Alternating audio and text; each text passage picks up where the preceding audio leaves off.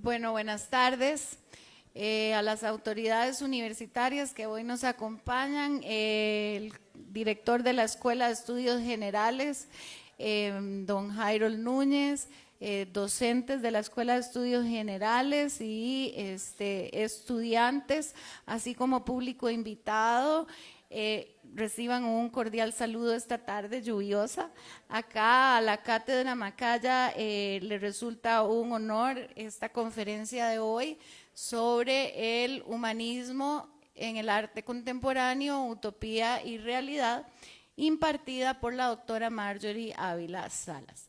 La Cátedra Enrique Macaya la mantiene como función establecer reflexión en torno a las humanidades y por supuesto en torno al arte, pues no podemos pensar separadas estas áreas del conocimiento. Reflexionar acerca del arte hoy en día en una coyuntura donde las prácticas utilitaristas son impuestas, donde la inteligencia artificial está más presente día con día, se impone realmente, ¿no? Entonces nos presenta varias preguntas que sin duda doña Marjorie Ávila nos va a exponer y sobre las cuales va a reflexionar. Ella estudió su licenciatura en Derecho en la Universidad de Costa Rica, además estudió una maestría en Artes también en esta universidad, así como el doctorado en Sociedad y Cultura. Después impartió clases en la maestría de esta universidad, también de artes, y de la cual se jubiló y fue directora del posgrado en artes en esta universidad. Entonces, sin duda, pues tiene una carrera, ¿verdad?, que pues la faculta para hacer este tipo de reflexiones y veremos a ver entonces qué nos comparte esta tarde. Bienvenida. Bueno, buenas tardes a todos. Primero que nada, agradecer a las autoridades universitarias que se encuentran aquí. Jairo, un saludo muy especial para usted, los docentes también de esta facultad y bueno, y a todos los muchachos que espero que les interese el tema, ojalá. Y bueno, para mí es realmente una gran felicidad estar aquí en esta universidad en la cual pasé tantos años, siendo estudiantes, siendo docentes, en fin. Para mí la Universidad de Costa Rica fue por muchos años mi segunda casa. Entonces aquí estoy, bueno, yo espero que les interese. Me parece que es un tema bastante importante en este momento, como dijo Tatiana, en una coyuntura como la que vivimos. Pues sí, es importante el arte, según decía hoy en un artículo muy interesante que leí en Harvard, decía que el arte va a ser lo único que va a subsistir en esta cultura tan compleja. Bueno, pero entrando de una vez en materia, tengo que decirles que lo que me motivó a mí a hacer esta investigación fue el ataque bastante que se da a menudo sobre el arte contemporáneo, considerando que está deshumanizado. Deshumanizado es una palabra sumamente fuerte para una manifestación tan importante como el arte. Entonces yo me puse a hacer la investigación y llegué, bueno, a conclusiones que ya veremos al final. Pero entonces vamos a empezar primero, decirles que yo tuve que hacer una comparación entre el arte propiamente humanista, que probablemente ustedes han oído hablar, que es el arte del Renacimiento, en comparación con el arte contemporáneo, para ver qué tanto de ese arte humanista del Renacimiento tiene el arte contemporáneo. Es decir, ¿es el arte contemporáneo un arte humanista o no? Bueno, eso lo veremos y vamos a ir viendo poco a poco. Primero que nada, tenemos que entonces ver un poquito, voy a tratar de hacerlo en una forma un poco rápida porque nos interesa más el análisis propiamente del arte contemporáneo, pero tengo que contarles primero sobre el arte humanista, sus características, en fin, para ver qué es lo que conservamos todavía, si es que conservamos. Entonces, vamos a empezar. Bueno, primero que nada, tenemos que decir, permítame un segundo porque veo muy mal.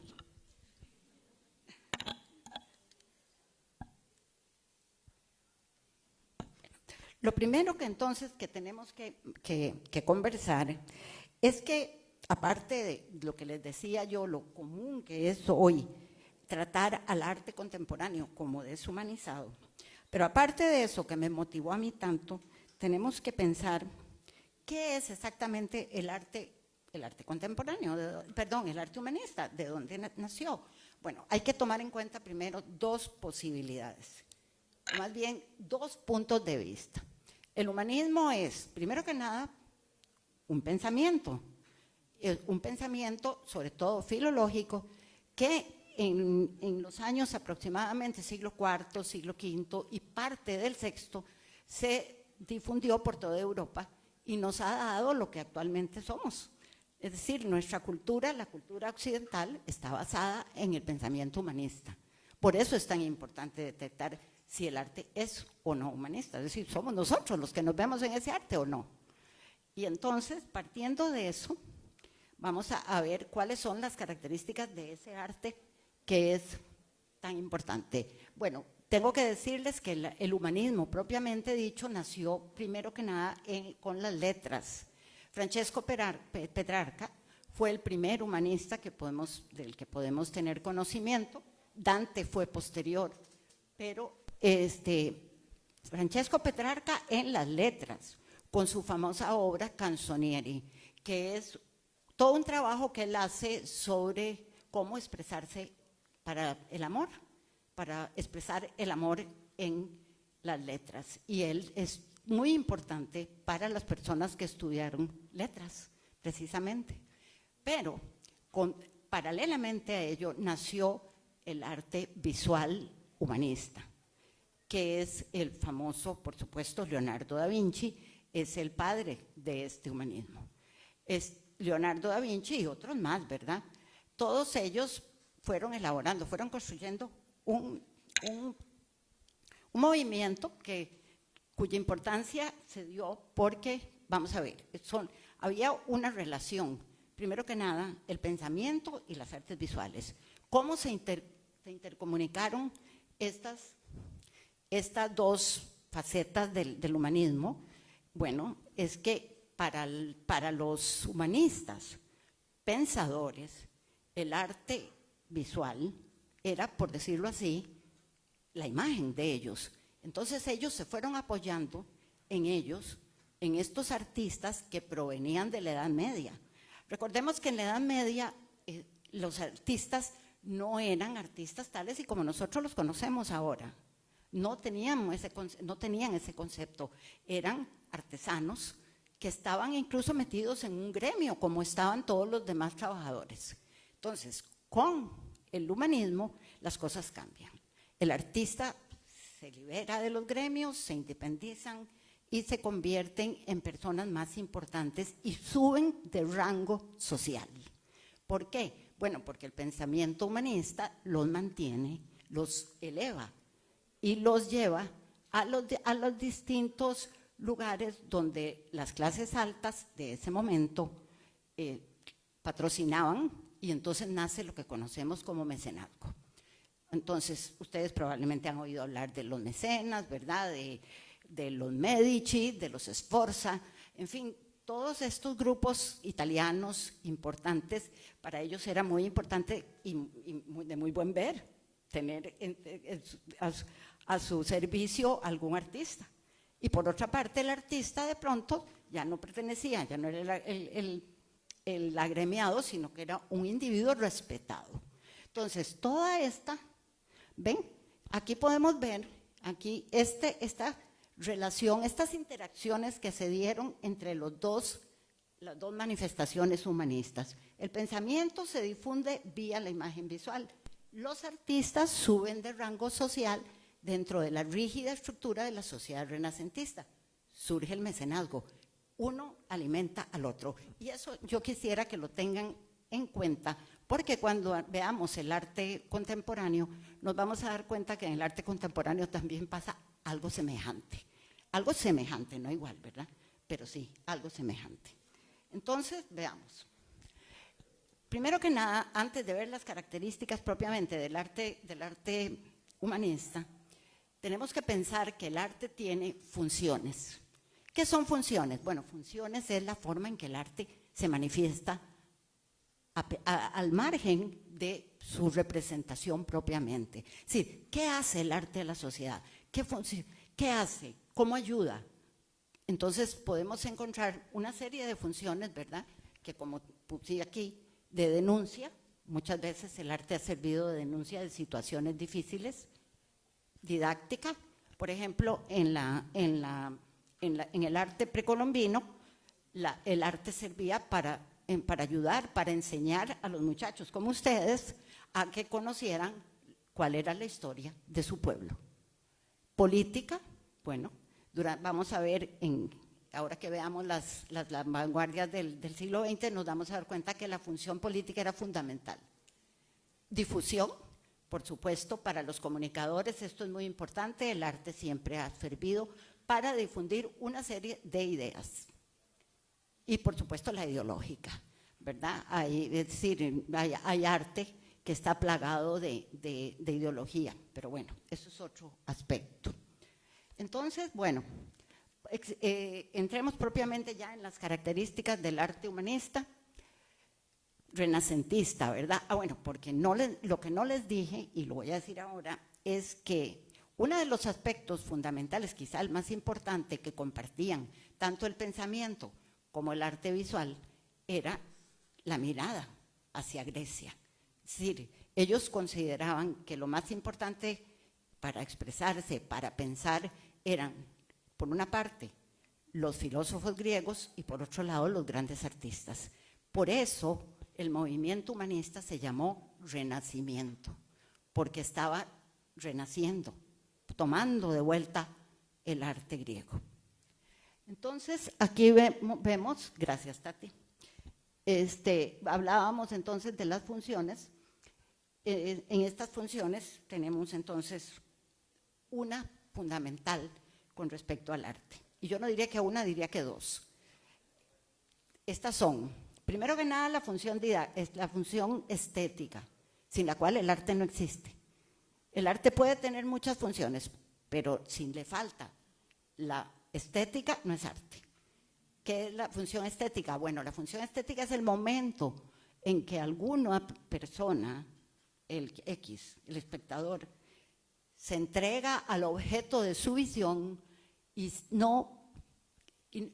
olvida todas sus herramientas, sus vivencias cotidianas para entrar en un estado diferente. Ese es el estado propiamente de estética. Pero hay una muy importante y es la que vamos a tratar hoy todo el día, que es la función utópica. ¿Qué significa eso? Bueno, que el arte de esta época es un arte que nos obliga, o que obligaba a la gente de ese momento a buscar un deber ser mejor persona. El arte se suponía que hacía de los que lo contemplaban y de los que lo producían mejores personas. Esa visión que miraba hacia arriba, esa visión va a ser fundamental cuando hablemos del arte del siglo nuestro. Entonces, bueno, si quieres pasamos. podemos hablar primero que nada de la existencia de un canon. ¿Un canon? ¿Qué significa la existencia de un canon? Un canon es como una normativa, es decir, ustedes tienen que pintar de esta manera. Y eso lo decía fundamentalmente Leonardo da Vinci en su Tratado de la Pintura. Si alguna vez ustedes han leído, miren qué lindo que es, yo se los recomiendo porque es muy interesante cómo Leonardo le dice a la gente lo bonito y cómo debe expresarse, cómo se pinta un desnudo, cómo se pinta la naturaleza, cómo se pinta, en fin. Pero entonces estamos hablando de un canon. Había que pintar de determinada manera y no de otra. Eso también tenemos que tomarlo muy en cuenta ahora que veamos el arte de nuestro siglo. Por otra parte, dentro de ese canon estaban las proporciones del cuerpo humano. Leonardo, que hizo esta famosa obra, que probablemente ustedes la conocen, El hombre de Vitruvio, donde están las proporciones perfectas del cuerpo humano. Por supuesto que en esas proporciones cabían muy pocos, ¿verdad? Cabemos muy pocas personas en esas perfectas proporciones, pero era un ideal, era el ideal griego, ¿verdad? El hacer es decir, un ideal de persona. Por otra parte, un aspecto sumamente importante es la relación del arte humanista con la ciencia. Vean que el hombre de Vitruvio, que estamos viendo aquí, está basado en las matemáticas euclidianas, o sea, que eran las matemáticas del momento. Entonces, ciencia y arte van de la mano, y van a seguir de la mano incluso hasta nuestro siglo. Luego está, el balance entre forma y contenido, que eso hacía que el arte del Renacimiento lo conozcamos ahora como arte clásico, ¿verdad? Porque hay un balance perfecto. Y en eso tenemos que tener cuidado, también mantenerlo en mente para ver cuándo en nuestro tiempo se rompe eso, ese contenido, ese balance, ¿verdad? Que obligaba el arte a tener, cómo se va rompiendo poco a poco. Un aspecto también importante era la perfección humana y natural. Para Leonardo y para la mayoría de los artistas de la época, la naturaleza era perfecta, pero era mejorable. Es decir, el artista humanista se da el lujo de decir que él puede hacer algo mejor que lo que la naturaleza nos muestra. Un poco ambicioso, pero bueno, ellos pretendían, ¿verdad? Y eso va a ser muy importante también, van a ver con el arte contemporáneo. Por lo tanto, entonces, lo más importante tal vez que podemos encontrar, aparte de todos estos aspectos, es cómo el arte humanista quiere potenciar los valores humanos basados en la razón. Es decir, ellos no creen en lo que posteriormente vamos a ver, que es el artista espontáneo, el artista que hace, no, es un artista racional, un artista investigador, tranquilo. Y eso es precisamente el centro de la utopía, es decir, la búsqueda de algo mejor. Yo soy yo, pero puedo ser mejor, y puedo ser mejor dependiendo del arte. Otra cosa, como les decía, era la observación crítica de la realidad, aspecto que también vamos a recordar. Y el arte, entonces, bueno, como vía para mejorarlo, enfoques, temas seculares, mitológicos, hay una definitiva separación entre la labor manual y la experiencia estética. Es decir, ya el artesano, ya es una cosa y el artista es otra. Todo eso lo vamos a ver romperse en el futuro. Y por supuesto el antropocentrismo. Durante la Edad Media el centro de la vida de la gente era Dios. Con el Renacimiento es el hombre. No es que no se tomen también los temas religiosos, sí, pero desde la perspectiva humana. Entonces, bueno, vamos a ver. Hay algo importante y es que la utopía la tenemos que ver desde diferentes puntos de vista para entender cómo ha cambiado o si ha cambiado o no. Bueno, la utopía es precisamente su nombre lo dice, es decir, encontrar un lugar donde todo es perfecto. Y el que lo inició fue Tomás Moro, que era un pensador que nació en 1478 y murió en 1535 y escribió un libro llamado justamente Utopía. Pero Utopía era un lugar. En ese momento, Utopía era un lugar a donde podían llegar la gente y vivir maravillosamente. No había problemas, no había delincuencia, en fin, todas esas cosas. Pero, ¿qué pasa con el tiempo? Bueno, hay un montón de autores importantes que nos plantean, y sobre todo un autor que yo voy a seguir mucho, que se llama Ernst Bloch, que plantea la utopía ya no como espacio, ya no como un locus, como un lugar, sino como un tiempo, es decir, el futuro. Yo estoy aquí, pero tal vez el año entrante en mi vida sea mejor. Esa es la utopía. Y cuando ustedes sueñen, ¿sí? ¿Me querías decir algo? ¿Vos, la blusita gris? ¿No? Ok. Es que me hiciste así, creí que… Ok. Todos soñamos con una vida mejor, siempre. Todos. Y eso es una forma de utopía. Cuando nosotros soñamos, cuando el arte sueña con algo mejor, el arte es utópico y está ejerciendo su función. Bien. Entonces, como ya cambiamos la utopía, ahora es el tiempo, esta función va a terminar siguiendo hasta el siglo XX, con el arte moderno. Bueno, después del arte humanista propiamente, del Renacimiento, nace lo que se llama el manierismo. Pero el manierismo es muy parecido. Realmente tiene pocas diferencias con el arte humanista y es, bueno, yo creo que la mayoría de ustedes conocen a Miguel Ángel, ¿verdad? Supongo.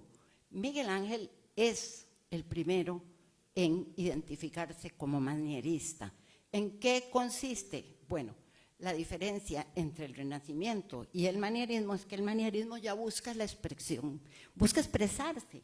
Ya no es solo importante hacer las cosas perfectas, balanceadas, equilibradas, como eran en el humanismo, sino que ahora hay que expresarse, hay que poder decir las cosas. Y eso va a ser fundamental en el arte moderno y contemporáneo. Hay dos conceptos muy divertidos, el concepto de gracia, con Z en italiano, y la facilidad, que en nuestro tiempo y bajo nuestras mentalidades es sencillamente la sutileza y la espontaneidad. Y esto va a dar pie precisamente a los valores que algunos artes, como el arte conceptual, nos van a dar. El valor del proceso, cómo se llega a hacer la obra de arte. Todo eso nos viene de este concepto de gracia y sutileza. Entonces, a ver si pasamos a ver, ok. Después del manierismo, que fue, como les digo, Miguel Ángel, el clásico manierista, podemos hablar del academicismo. Y el teórico Johann Winckelmann dice que solo imitando a los griegos se alcanza la perfección. Entonces, vean cómo vamos a jalar conceptos del arte humanista hacia ahora. ¿Ok? Aquí nacen entonces lo que se llamó las academias, que eran academias que existían sobre todo en Italia y en Francia, y que eran escuelas de arte, donde la gente iba y tenía que pintar de una determinada manera, sobre todo imitando al Renacimiento, imitando a los griegos. Tenemos lo mismo. Y entonces los muy ambiciosos academicistas dijeron: lo que la naturaleza no puede hacer, lo hace el arte. Y entonces el arte puede cambiar la naturaleza. Estamos igual, otra vez, que el humanismo, y la utopía sigue. Ok.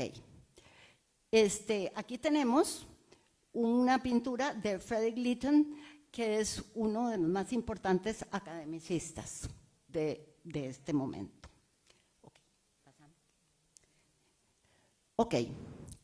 Terminamos el siglo XVII, el siglo XVII, XVIII, y vamos a empezar ahora con el arte moderno rápidamente, con el impresionismo. Hay una cosa que yo siempre prefiero decirle, les decía a mis alumnos, que el arte es muy difícil de decir empieza hoy y termina mañana, pero para estudiarlo hay que tomar en cuenta eso. Y entonces el arte moderno podemos decir que empieza con el impresionismo. Ok, ¿cuál es la importancia del impresionismo? Ustedes me permiten un segundo que me pare porque me canso mucho. Ese cuadro que se llama Impresión Sol Naciente de Claude Monet es un cuadro que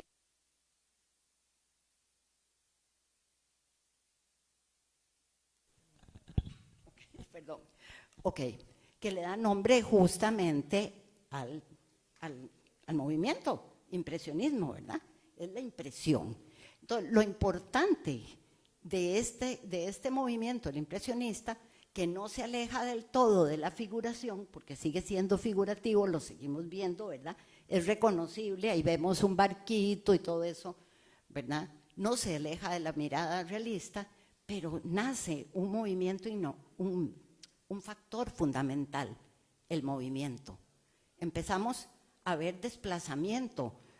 Espero que algún día hayan visto un cuadro impresionista, y el impresionismo nos da esa sensación, ¿verdad? Ya no es el movimiento en que tenía el arte renacentista, que pues nosotros veíamos a las personas moverse, parecía que se movían, porque estaban en posición de moverse, pero en el impresionismo ya vamos a incursionar en el movimiento actual, es decir, de acto, ¿verdad? Ese movimiento que ya se realiza un poquito, muy suavemente. Empezó, por supuesto, el impresionismo, pero bueno, era importante, ¿verdad? Continuamos. Bueno, como dije, el impresionismo, este es un cuadro de Auguste Renoir, Mujer con sombrilla en el jardín, y da inicio ya propiamente al desarrollo del impresionismo. Aquí tengo que mencionarles yo que el impresionismo no es simplemente un movimiento pictórico, es una cultura, porque tenemos arte visual impresionista, música impresionista, que es bellísima, por cierto, y literatura impresionista. Y es precisamente el llamado último de los impresionistas literatos, Marcel Proust, que nos da la teoría del conocimiento más importante que la propia, por lo menos de los tiempos modernos, que nos dice, conocemos las cosas por sus cambios. Y yo creo que todavía sigue teniendo validez, es decir, yo conozco esta botella, la veo así, pero mañana la veo así, después la puedo ver en el basurero, en fin, y la voy viendo por sus cambios, y es así como conocemos las cosas. Y es precisamente el arte, la literatura en este caso, la que nos da ese pensamiento tan importante. Y por supuesto, la utopía sigue moviéndose. Entonces, en este impresionismo, el arte capacita al ser humano para que mejore el conocimiento de sí mismo, se conozca un poquito y de su entorno desde una perspectiva visual. Ok, postimpresionismo, rápidamente, Georges Seurat, el puntillismo, que probablemente ustedes hayan visto, es esta pintura, ¿verdad?, llena de puntitos, que conserva el movimiento óptico, pero con una dirección más racional. Seurat decía que los impresionistas eran unos superficiales, que solo les importaba la imagen, verla, y que no tenían nada de cabeza. Bueno, ya él con sus afanes y sus anhelos, también continúa la utopía. Entonces, llegamos al expresionismo, que yo encuentro que generalmente ha sido uno de los tipos de arte que más gusta, porque precisamente nos permite expresarnos, ¿verdad? Ser nosotros. Entonces, aparece, y aquí también volvemos a ver la utopía, porque entonces ver hacia adentro, ver hacia el interior del ser humano, se convirtió en un blindaje contra el mundo exterior. El expresionismo nace a finales del siglo XIX y ya se escuchan tambores de guerra. Ya viene la Primera Guerra Mundial. Y entonces la situación en el expresionismo se explica ante el temor, y los expresionistas dicen, no, esto está tan feo afuera que mejor nos metemos en nosotros, y empiezan a expresar sus sentimientos y su vida interior. Entonces, ese conocer el interior humano recibe una gran influencia de un movimiento que no mencioné porque no estoy haciendo una historia del arte, que es el romanticismo. Que el romanticismo habla precisamente, Sturm en alemán, que es tormenta y pasión. Esa es las dos formas que requiere el expresionismo para sacar todo lo que tenemos adentro en un arte. Ok, con el abstraccionismo, que les cuento que a mí me encanta, es uno de mis movimientos artísticos favoritos, se logra una ruptura total con el figurativismo. Ya no nos interesa copiar lo que vemos, sino que empezamos a inventar. Pero hay un aspecto que tenemos que tomar en cuenta, y es que, aunque nosotros pensamos que los dioses crean de la nada, el ser humano no puede crear de la nada. El ser humano crea con su memoria. Y entonces, aunque el arte abstraccionismo no nos dice nada, digamos, de lo que son figuras, sin embargo, es simplemente otra mirada. Si nosotros nos ponemos a observar, mucho del arte abstraccionista es los acercamientos, ¿verdad? Lo que vemos nosotros muy, muy de cerca. Si ustedes alguna vez se han puesto a ver cosas muy, muy de cerca, se dan cuenta que se ve como manchones. Eso es parte del arte expresionista. O muy de largo. O en fin, sencillamente otra dirección de la mirada. Estas formas de mirar la realidad nos plantean entonces otra búsqueda del nuevo orden, otra vez la utopía, ¿verdad? Y sobre todo la representación estricta del espacio. Eso es lo que le interesa al abstraccionismo. Entonces, podemos decir que el abstraccionismo propone una representación de objetos que no imitan la realidad conocida cotidianamente, ¿verdad? Porque ya dijimos que en realidad lo que los expresionistas hacen es ver la realidad con otra óptica. Ok, el abstraccionismo y la memoria, bueno, me había adelantado un poco, porque el arte abstracto rompe con la imitación de la realidad, el sujeto carece de lectura, que toma como referente el mundo de la experiencia sensorial. La memoria, como les dije, no desaparece porque el ser humano no crea de la nada, y mira la memoria hacia un espacio representativo. Malevich es uno de los artistas más importantes de este movimiento. Esta pintura que se llama El Ojo del Arte es una representación de un espacio, nada más. No tenemos nada que conozcamos, ¿verdad? Bueno, hay unos cuadros, eso los conocemos, pero es abstracto también. Muy bien, lo más importante, ahora vamos a entrar a unas lindísimas exposiciones de arte, expresiones de arte, que se llaman las vanguardias del siglo XX. No sé, supongo que tal vez ustedes habrán oído hablar de estas famosas vanguardias porque son toda una revelación. Sí, por primera vez el hombre dijo, no, un momentito, yo quiero cambiar las cosas. Y entonces aparece el dadaísmo. Supongo que ustedes han oído hablar de la famosa fuente, ¿verdad? Que es un orinal que se convirtió en arte. Y todo el mundo dice, no, eso es una porquería, eso no es arte. Pero lo es y ya veremos por qué. Pero bueno, el dadaísmo es una nueva forma de vivir y pensar. Dada sueña con un nuevo ser humano, un renacer, la utopía. ¿Por qué? Porque ya Dada no está convencido de que todo lo que nos venía del arte del Renacimiento era muy bueno. Y dice, no, cambiemos esta cosa, esto no nos gusta. Y el tiempo del dadaísmo fue impresionante, debe haber sido lindísimo, porque los artistas salían a las calles a protestar, en fin, a hacer un nuevo mundo, un renacer. Vean, un renacer. ¿Qué les recuerda? Renacimiento, renacer. Entonces tenemos en el siglo XX todavía visiones de lo que fue el humanismo. Y entonces, curiosamente, Dada fue también, Dada incursionó en la música, Dada incursionó en el arte visual, en fin, en la literatura. Se hacían poemas, cortaban pedazos y con letras y lo tiraban al suelo y así nacían los poemas. Todo fue un nuevo orden. Y en esa medida, en esa búsqueda del orden, se rompen los géneros artísticos y literarios. Nace el fotomontaje, el grabado fotográfico y otros montones, ¿verdad? El Dada fue maravilloso.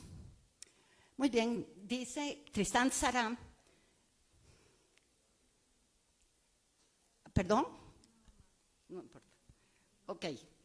Dada nació de su exigencia moral, de una voluntad implacable de alcanzar un absoluto moral y del sentimiento profundo de que el hombre en el centro de las creaciones del espíritu debía afirmar su preeminencia sobre las nociones empobrecidas de la existencia humana, sobre las cosas muertas y sobre los bienes mal adquiridos. Duchamp, entonces, el famoso Duchamp, nos da, además del orinal que ya les conté, esta rueda de bicicleta, la dobla, la pone al revés, la pone a dar vueltas y eso es arte.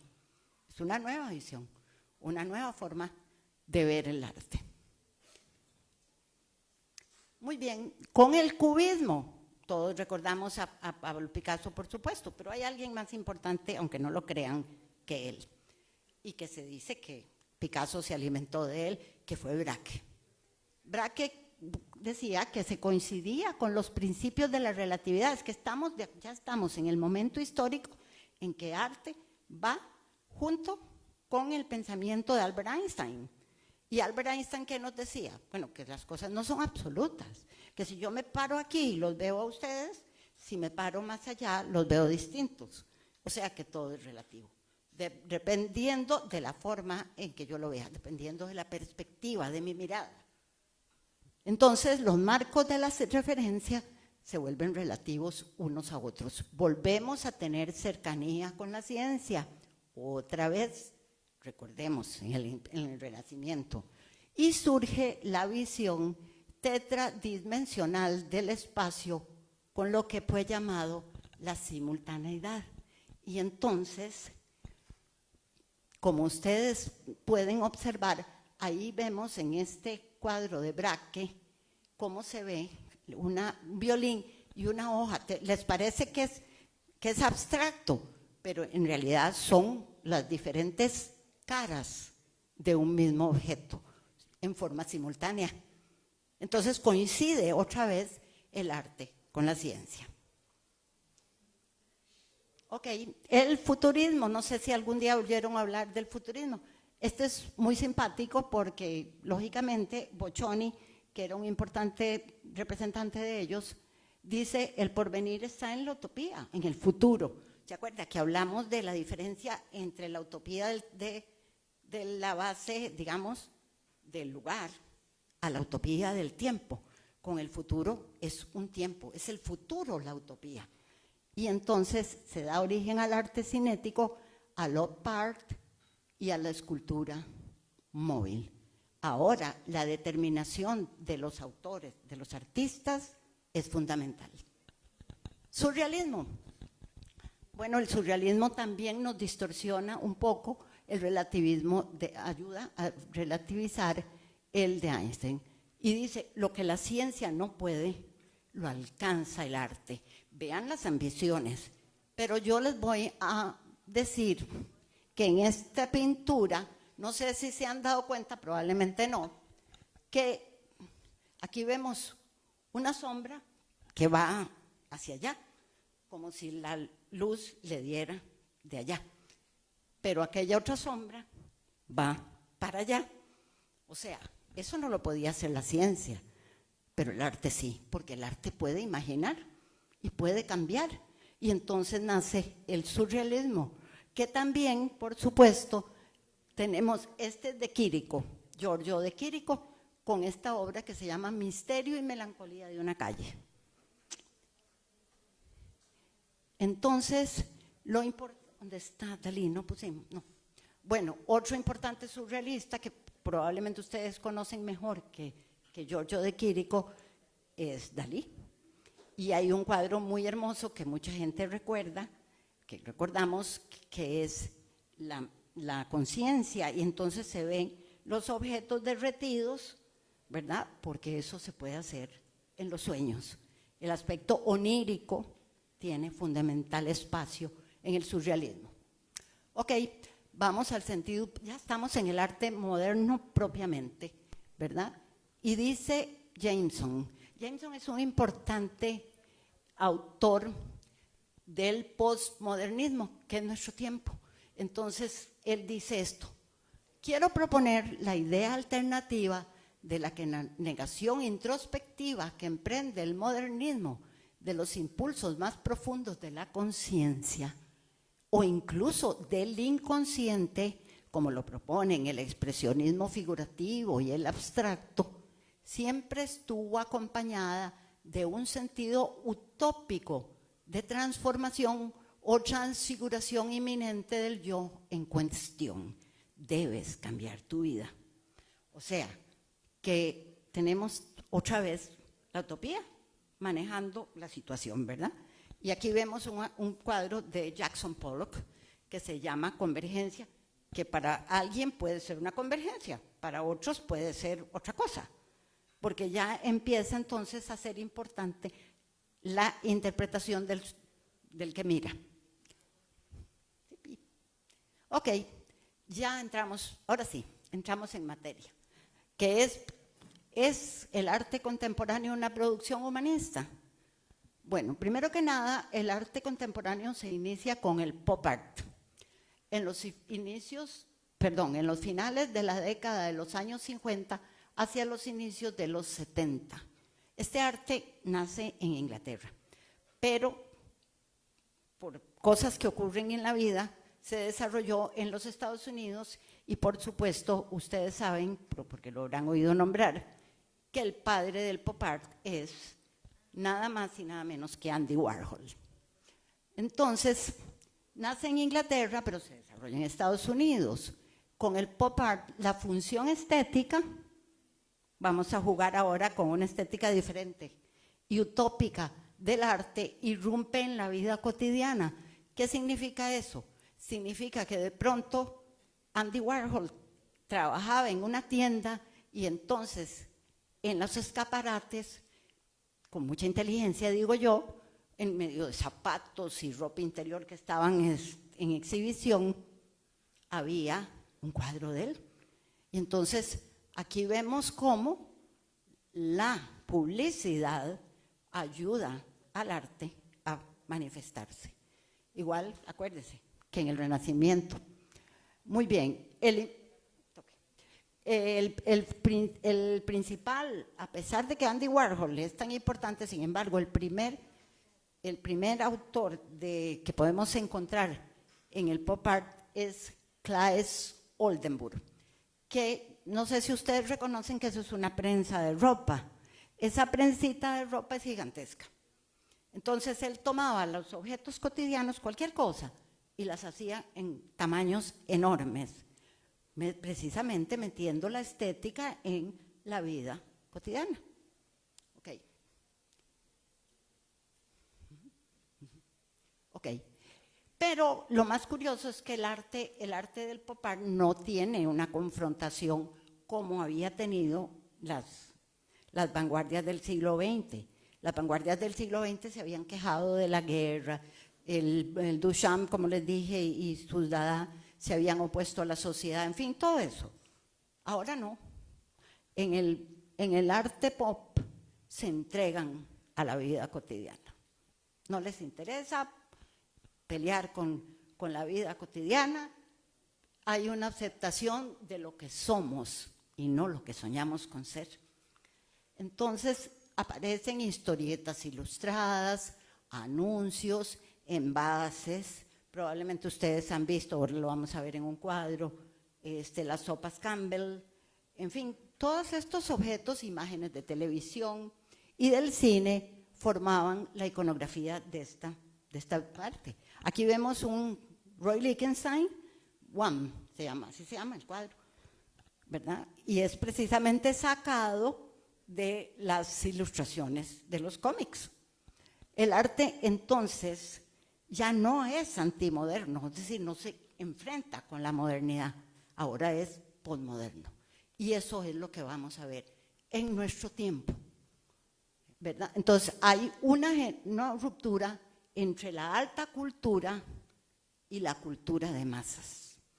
¿Cuál es la alta cultura? Bueno, la cultura que nosotros nos planteamos, el arte como una cuestión elitista a la que no se puede llegar, que cuesta mucho alcanzar, pero ahora es la cultura de masas, la realidad. El arte antes, que era el reflejo de la ideología dominante, como hablamos, ¿se acuerdan? Los nobles, ¿verdad? Los Sforza, los Medicis, todo esto, esa era la ideología dominante. Ahora, en cambio, lo vemos efímero, variable e indeterminado. Son obras realistas, se recupera el figurativismo, o sea, se vuelve a ser reconocible las pinturas, pero no hay referente del pasado y no hay casi memoria. Lo novedoso del pop art es que sus referentes no se subliman. No hay nada sublimado, no hay, ¿verdad? Sino que se presentan con la misma crudeza que se encuentran en la vida. Son protagonistas de expresiones colocadas en lugares reservados antes para el arte, museos y galerías. Imagínense lo que es llegar uno a un museo, como le pasó en la época de Andy Warhol, y ver un montón de cajas de jabón formando una escultura en el Museo Metropolitano de Nueva York. Todo esto son los cambios que propone el pop art. Esta artista es una de las más importantes artistas del pop art y casi nadie la conoce porque además es mujer y bueno. Marisol. Marisol es una de las más importantes artistas del pop art, una latinoamericana además. No solo mujer, sino latinoamericana. Y esta obra se llama La Familia.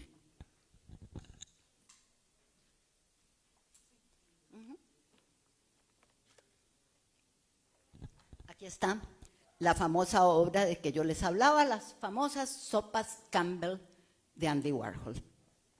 Entonces, hay un desplazamiento del individuo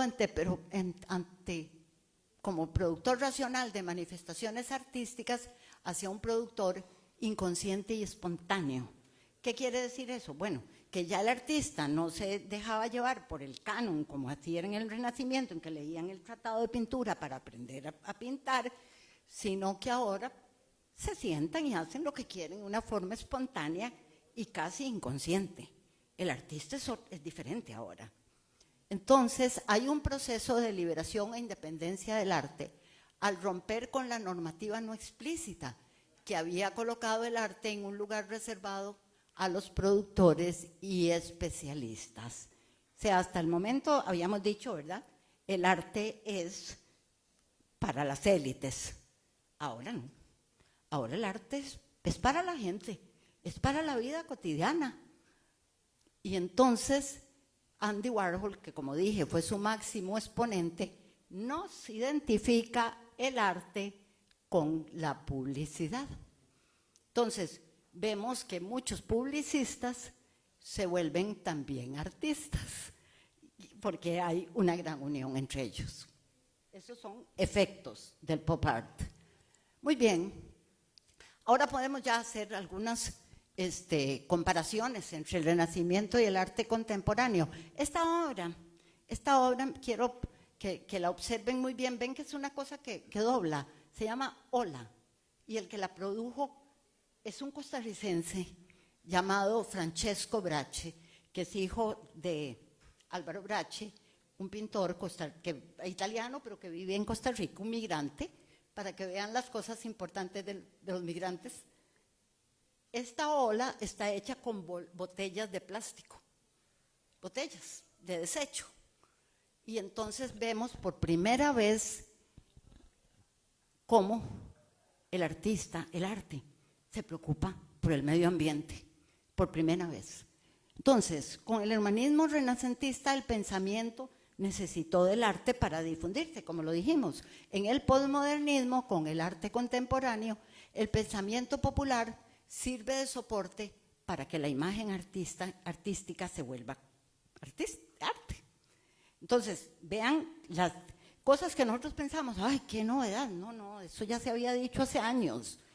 El acercamiento a la naturaleza ya no pretende mejorarla, ya no es el arte puede variar la naturaleza, no, es que ahora el arte busca protegerla y busca conservarla. Eso se da tanto en el land art como el arte ecológico de Francesco Bracci, para que vean que en Costa Rica también tenemos artistas que buscan conservar la naturaleza. ¿Ok? ¿Cuál es el legado del pop art? Porque yo empecé a hablar del pop art cuando les dije, el pop art nace en los años 50, estamos en el 2024. ¿Qué tanto tenemos del pop art? Casi todo. Pareciera que el pop art arrastró todas sus características y las trajo hasta nuestro momento histórico. Con el arte contemporáneo ya no hay un relato absoluto, es variable, es efímero, se mueve y cambia. Con el arte efímero se incursiona en el pensamiento, al mostrar en imágenes el paso del tiempo, ya no solo en movimiento, sino hasta llegar a su desaparición. Y aquí les quiero mencionar a un artista que pocos conocen, que se llamaba Juan Luis Rodríguez. Juan Luis Rodríguez es un artista que allá en el siglo XX, a principios, se fue a Francia a estudiar y hizo una de las obras más icónicas que hay en nuestro país, que se llamaba El Combate. Y que como era arte efímero, pues no se los puedo enseñar porque se deshizo. Era precisamente esculturas de dos boxeadores de hielo, que por supuesto se deshicieron. Y entonces era la gran obra en aquel momento. Imagínense, un costarricense en Francia haciendo semejante obra. Entonces, aquí vemos, esto es muy bonito. Vean, este Bernard Smiled, eso que ven ahí es una nube. Ese es el arte de Bernard Smiled. Son nubes hermosísimas que las meten en un museo y las nubes se apoderan de los objetos tal y como él lo dirige. Y claro, se acaban, ¿verdad? Porque es humo y se deshacen. Arte efímero. Entonces, tenemos lo que ha pasado, una cosa muy divertida, y es que aquel arte pop, que de momento era la cosa más terrible que la gente rechazaba y decía, no, este hombre está loco, ¿cómo pone esas cosas en un museo? Ahora resulta que es un arte totalmente aceptado y canónico. Y entonces viene otra, vean cómo da vuelta la vida. Viene un artista llamado Catelán, Mauricio Catelán, y rompe lo canónico del arte pop. Andy Warhol hizo un dibujo de un banano. Ahí es un disco, es la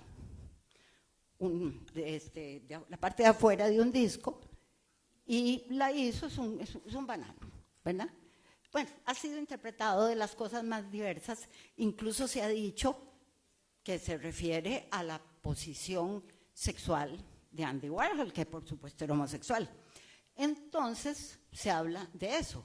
Pasa el tiempo, se convierte en arte canónico y aparece don Mauricio Catelán y nos hace una obra que para muchos no es arte, que se llama Comediante.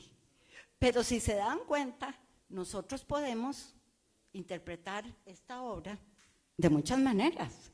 Sí, Para eso estamos nosotros, para interpretar el arte.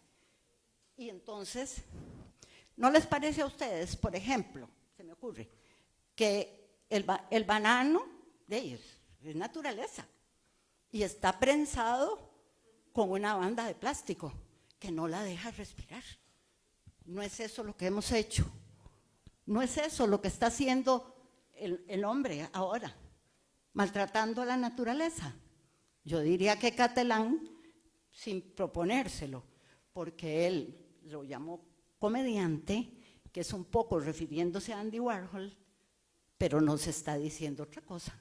Por ejemplo, ustedes podrían interpretar cualquier otra cosa, lo que ustedes quieran. Para mí eso es el plástico que nunca se deshace, atrapando a la naturaleza viva, a algo orgánico. Entonces, bueno,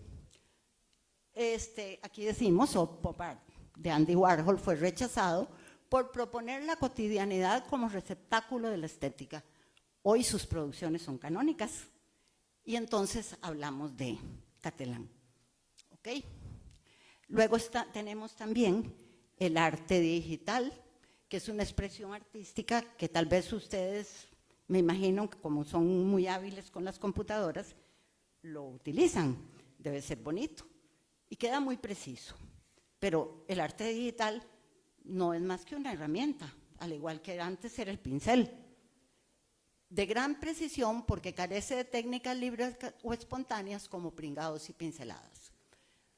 Luego está el arte y la inteligencia artificial. Y aquí llegamos a un punto en que se vuelve problemático el asunto. Resulta que Duchamp, con su Dada, había pretendido en las vanguardias decir que el arte había muerto. Y al decir que el arte había muerto, más bien le abrió campos al arte, para que el arte se manifestara en otros campos. Bueno, pues yo creo que con respecto a la inteligencia artificial no podemos hablar de muerte del arte. Muchos han dicho que si la inteligencia del arte hace arte, perdón, la inteligencia artificial hace arte es porque el arte no existe. Pero ¿quién está detrás? ¿Quién está detrás de la inteligencia artificial? El hombre, el ser humano o una mujer.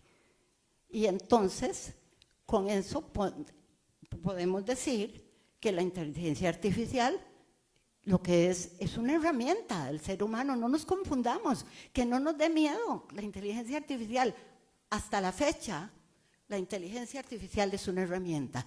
El día que no lo sea, el día que por sí sola la inteligencia artificial será la dueña de todo y no estaremos aquí para discutir si el arte es humanista o no. No habrá nada que decir. Y por eso, por ahora, termino lo que es mi aspecto teórico. Voy a darles rápidamente un poco de las conclusiones que yo saqué de toda esta investigación, a ver qué opinan ustedes y al final me van a decir sí, no, tienen razón o no, no me parece, lo que quieran. Vamos a ver.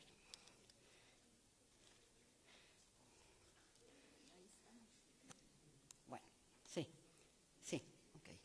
Bueno, mis conclusiones, según mi punto de vista, este es mi punto de vista y lo quiero aclarar, ¿verdad? Porque el arte, como les dije, ustedes lo pueden interpretar como ustedes quieran. Esta es mi interpretación. Si están de acuerdo, bien, podemos conversarlo, podemos discutirlo, lo que quieran. No existe en el arte contemporáneo una expresión unitaria. Es posible encontrar diversas técnicas que coinciden en enfatizar la ruptura con las técnicas tradicionales. El arte contemporáneo otorga una gran libertad al productor para expresarse. Acordémonos que el arte tradicional era canónico, nos obligaba a pintar de una determinada manera. El arte contemporáneo no. El arte contemporáneo le da al productor toda la libertad para expresarse. Con las salvedades del caso, se puede afirmar que el arte contemporáneo alcanza un objetivo más político que otra cosa. Ahora les explico eso. al permitir la inclusión social hacia la igualdad vía la incorporación de las culturas de producción masiva. Es decir, que el arte contemporáneo ha cumplido una función más bien de índole político, al hacer que cada uno de los productores sea libre de exponer lo que él expresa y siente. Y por otra parte, una gran inclusión. Tengo que contarles que también existe un arte trans, que ustedes saben a lo que me estoy refiriendo, el transgénico, perdón. O sea, el hombre que pinta, que quiere ser una mujer, o la mujer que quiere ser un hombre, y lo pinta y lo expresa. Entonces, aquí encontramos la inclusión social total en el arte contemporáneo. La vía, la incorporación de las culturas de producción masiva. Los conceptos, entonces, de humanismo y utopía cambian, han cambiado gracias a la historia, pero no se han mantenido. Así que yo me atrevería a decir que el arte contemporáneo es más humanista, quizás, que todas las que hemos visto antes, porque ahora cualquiera que quiera, que tenga la voluntad de hacerlo, que tenga el deseo, se puede expresar. No necesita que le digan cómo hacerlo, lo puede hacer a su manera, lo puede hacer a su estilo, como lo siente, como lo quiere. Y eso es un regalo, es un regalo que el arte contemporáneo le ha hecho al ser humano. Y en ese sentido es más humanista que todos. Muchas gracias.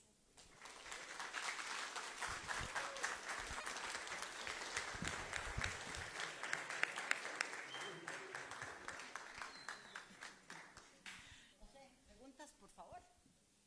Sí, sí. ¿Dudas, preguntas, comentarios?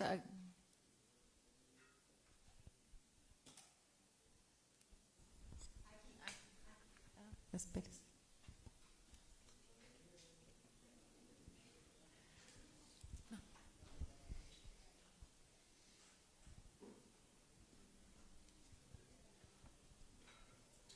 Muchas gracias. Marjorie, muchas gracias por tu exposición de conceptos, me gustó muchísimo. Tengo una duda para vos y para quien quiera reflexionar conmigo. A mí me llama la atención que, estando totalmente de acuerdo con vos, que el arte contemporáneo es una apertura y es una democratización del arte, en general las personas, para no usar otro adjetivo que podría resultar peyorativo y no quiero, son más papistas que el Papa. Entonces, ese arte contemporáneo que se les abre como posibilidad, lo ven y refunfuñan, porque quedaron anquilosados en el canon. Entonces es una contradicción. Quería saber qué piensan de eso. ¿Alguien puede contestarle? ¿Alguien quiere decirle si está equivocada o no? Nadie. Qué tímidos. Ok. Bueno, yo te voy a responder. No, yo estoy de acuerdo con vos, por supuesto. Es que el problema es este. Durante el arte academicista había un concepto que se llamaba le grand gut, o sea, el gran gusto. El gusto. Es decir, y el gusto sigue teniendo valor, porque ahora la pintura o lo que sea, la instalación, lo que sea, puede gustarnos o no, pero algo vemos, algo nos interpreta, algo nos dice, ¿verdad? Y en ese sentido estamos saliéndonos del canon, ¿verdad? Así que yo coincido con vos, realmente, es decir, el arte canónico se acabó y cuesta por una razón muy simple, porque nos falta el juicio de la historia, porque el juicio de la historia es el que dirá que sirve y que no, porque estando nosotros metidos en nuestra cultura es muy difícil que digamos que sirve y que no. No podemos. Entonces depende. A mí no me gusta y prefiero decir que no es arte porque no me gusta. Vamos a ver, quién sabe, está por verse. Sí, sí. El muchacho, perdóname, no, Él quería... David, ¿sos vos? ¿Quién levantó la mano ahí? ¿Vos? ¿Sí? ¿David? Es que ya lo teníamos. Ahorita te... Okay. Gracias. Primero quiero decir respecto a la presentación, me pareció muy interesante los conceptos, el arte, me encantó en lo personal. Y ahora con esto último que estabas diciendo de que yo puedo decir que un arte no me gusta y tal, y me gustaría destacar la frase de que el arte es todo y a la vez es nada. Y en el momento en el que se encuentre una definición de lo que es arte, entonces el arte deja de existir. No sé qué opina al respecto. Estoy completamente de acuerdo con vos. Muchas gracias, David. Excelente comentario. Ah, perdón, no es David. ¿Cómo te llamas vos? Fabricio. Mauricio. Ok, Mauricio. Muchísimas gracias. Estuvo lindísimo ese comentario. Pasáselo a Dino, a ver qué nos dice Dino. Bueno, ya más o menos respondiste parte del comentario con lo que dijiste hace un momento, pero mi pregunta es, si eliminamos el canon, ¿todo es arte? Y si todo es arte, nada es arte. Bueno. Exactamente. Entonces, bueno, y lo del juicio de la historia me parece correcto. En este momento nosotros tenemos esa posición contradictoria, duchampiana, de que todo puede ser arte y todo lo que vos querrás, pero a lo mejor a futuro vamos a ser diferenciados. Pero mi pregunta es esa: si eliminamos el arte, o sea, ¿conviene eliminar la idea del canon y no caemos en esa contradicción de que si todo es arte, nada es arte? Ok, muchas gracias. Tu comentario vale muy bien. ¿Cuál es la pregunta exactamente? Si aceptamos el canon, si eliminamos la idea del canon, ¿cómo detectamos entonces caemos en la contradicción? Esa es la pregunta, si caemos en la contradicción de que si todo es arte porque el canon ya no interesa, entonces nada es arte al final de cuentas. Entiendo tu pregunta y me parece que ahí volvemos entonces a la posición del academicismo. ¿Qué me gusta? Para mí esto es arte. Si es para mí arte, lo es. Es que el problema es que en este momento no tenemos una definición clara de arte. Y es decir, hay desde conceptos muy abstractos hasta gente que dice que el arte, bueno, hay una que a mí me gusta mucho, que es la de Adorno, que dice que el arte es un fe social, o sea, un hecho social. Y eso es, yo lo que creo que sí, el arte es una manifestación social, es una manifestación del hombre. El hombre siempre hizo arte, mucho antes de que la historia apareciera, el hombre ya hacía arte, y para eso está el arte rupestre, para demostrárnoslo. Y hasta la fecha el hombre sigue siendo arte. Ok, ¿cómo definimos ahora el arte? Vos tenés razón de dudar, pero no podemos más que esperar, y probablemente no lo veamos el juicio de la historia, que será la que dice, esto funciona, esto no. Ni modo. ¿No te convence? Ok. ¿Sí? ¿Melvin? Vos. Mauricio, otra vez. No, la otra. Ok, ¿cómo te llamas? Yo me llamo Suset. Ok, Suset. Okay. Adelante. Yo tenía 3 comentarios. El primero es que me llamó mucho la atención que en el parte del surrealismo se menciona de que el arte expresa lo que la ciencia no puede. Y esto es, digamos, en la realidad actual se ve muy presente, digamos, principalmente en el campo de la física y en la pintura. Me impresiona bastante de que lo de la relatividad general de Einstein, que la ciencia aún tiene ciertos límites, principalmente si se aplica para los agujeros negros, la pintura lo expresa demasiado bien. Entonces siento de que en vez de darle un enfoque tan matemático o cerrado a la ciencia, se debería involucrar más el arte para que el ser humano tenga esa apertura de mente y quizás a futuro pueda resolver varias interrogantes presentes en la ciencia. Déjame contestarte Ajá, eso sí, sí. y ahora me haces las Ok. otras. Es que uno de los aspectos más importantes que hay en la teoría del arte contemporánea, si los críticos del arte nosotros, es que precisamente hemos visto cómo, vamos a ver, ¿cómo te lo explico? Por lo que dijiste fue la relación con la ciencia, ¿verdad? Es precisamente que esa relación con la ciencia resulta a veces muy relativa. Bueno, venimos del relativismo de Einstein, ¿verdad? Entonces, la ciencia nos da pautas, pero no nos da expresiones.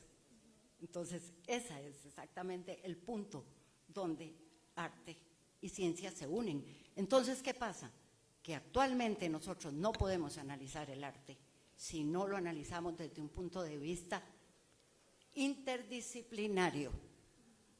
Es decir, vos decís muy bien, claro, a los de física les deberían de dar clases de arte, por supuesto, claro que sí, como a los de arte deberían de darles clases de física, sin duda, porque es eso, necesitamos una relación entre todas las disciplinas humanas para entender las cosas, porque las cosas, recordemos, las conocemos en movimiento.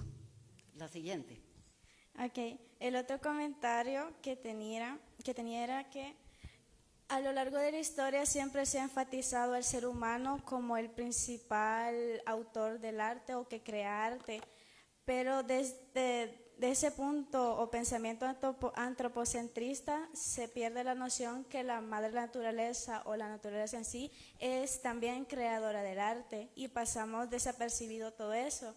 Porque desde una flor más chiquita, ese conjunto de colores tiene una expresión hasta un atardecer que crean paisajes totalmente impresionantes. Entonces siento de que en la actualidad el ser humano se ha enfocado solo en lo material y ha dejado de lado eso, que también es importante, que le daría más sentido igual a la vida del ser humano. Perfecto.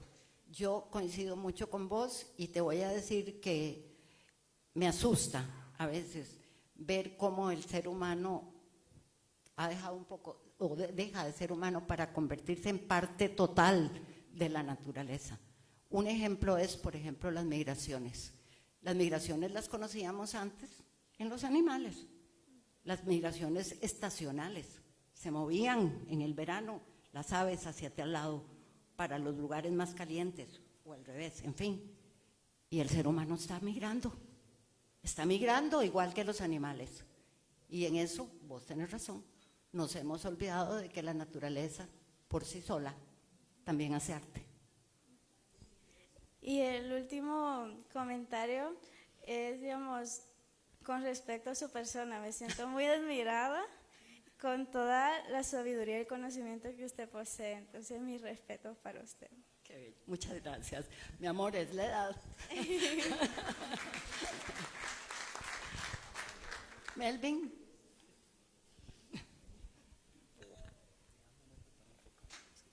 Ah, ok.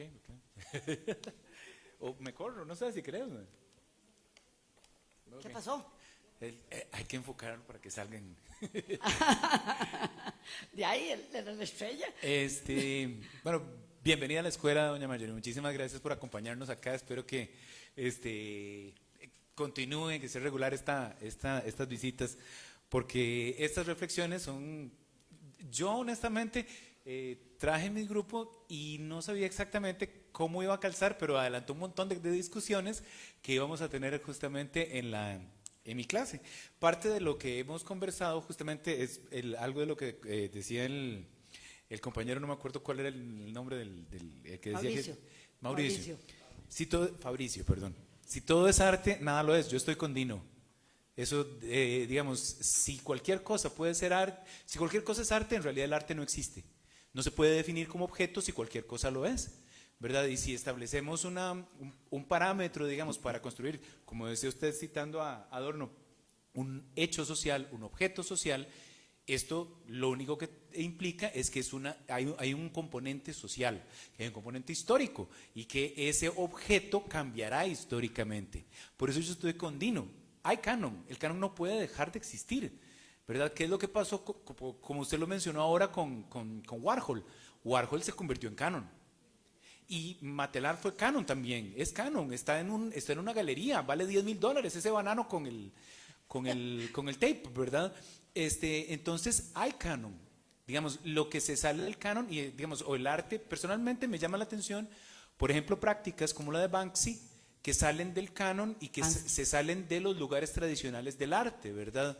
En ese sentido quería recordar que creo, fue Fabricio también el que mencionaba, que tratar de limitar el arte es matarlo.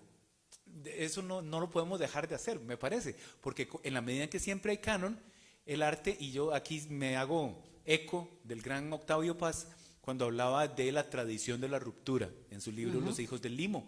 ¿Qué es lo que hace el arte? Usted me dice, es que el arte se establece y se define así. Sí. Bueno, yo voy a hacer arte de otra forma. Entonces después ese otro arte es canonizado y entonces, el arte ahora se hace así. Entonces, sí, ahora hago arte de otra forma nueva, distinta, ¿verdad? Y esa es la movilidad y la constante transformación del arte, estar estableciendo un canon y rompiéndolo. Esa es, creo, la dinámica de ese objeto, de ese hecho social del que hablaba Adorno. Y como un detalle nada más respecto de lo que mencionaba la compañera sobre el papel de la naturaleza en el arte. Esto es algo que aprendí en un curso de seminario participativo con música, que resulta que las ballenas hacen sus tonadas. Cantan. ¿Verdad? Y no solo eso, sino que las comparten, las otras las aprenden.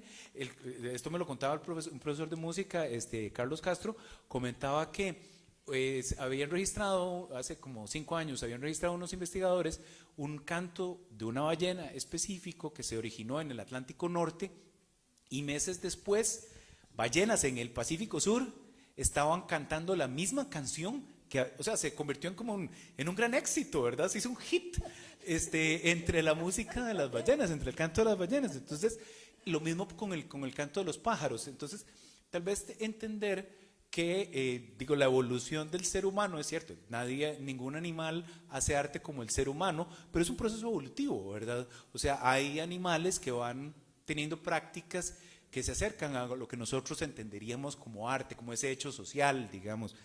Y el único detallito respecto de la inteligencia artificial es que la forma en que construye las artes, las obras que se hacen, es en serie y tomando como puntos de partida fotografías o de ilustraciones que ya están subidas a internet. Entonces, en ese sentido, hay problemáticas, digamos, en relación con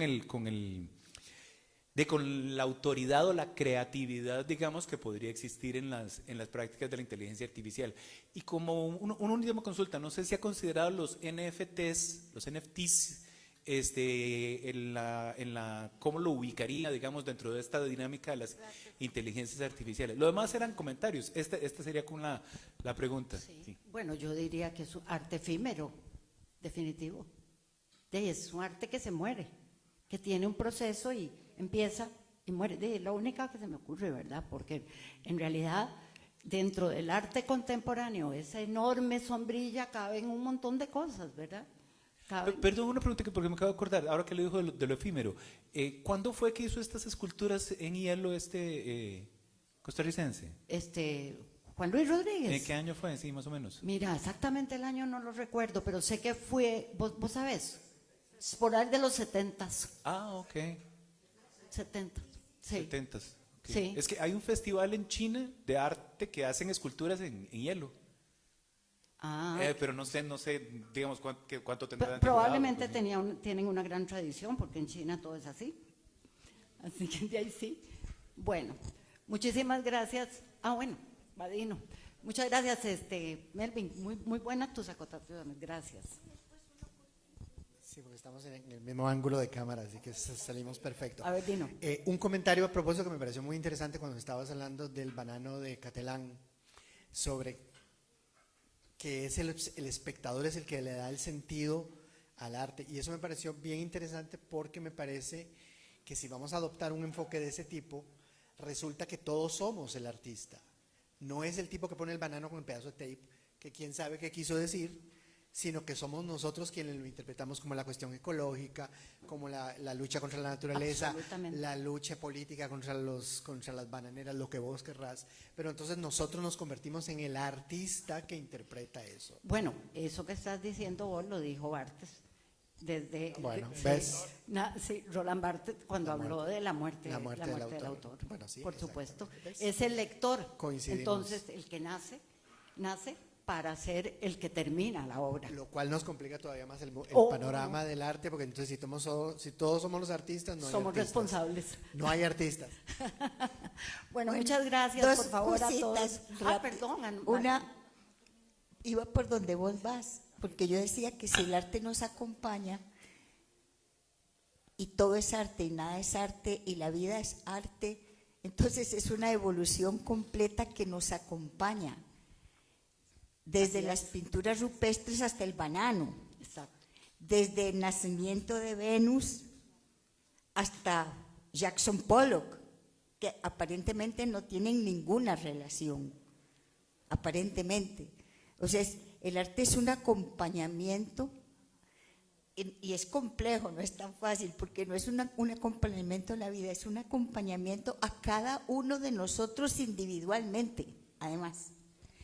Y yo diría que si todos aprendemos a que el arte no es lo bello, ya con solo eso hubiéramos adelantado bastante.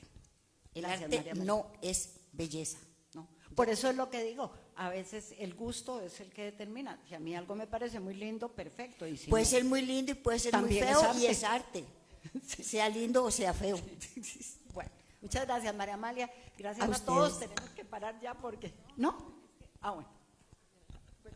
No, es porque, gracias, lo que pasa es que había unas preguntitas en las redes sociales, entonces agradecerles la atención, ya para terminar nada más, bueno, preguntan que si bien podemos hablar de humanismo desde las artes plásticas, ¿qué pasa con la fotografía y el cine? También, ¿verdad? Creo yo. Sí, claro. Es decir, para la persona que se interesa por la fotografía y que está haciendo esa pregunta, por supuesto, la fotografía fue precisamente una de los regalos que nos hicieron las vanguardias. Ahí están, ahí nació, cuando se rompieron los géneros. Después pregunta que si la historia del arte y los estudios visuales son disciplinas aparte o más bien dialogan entre sí.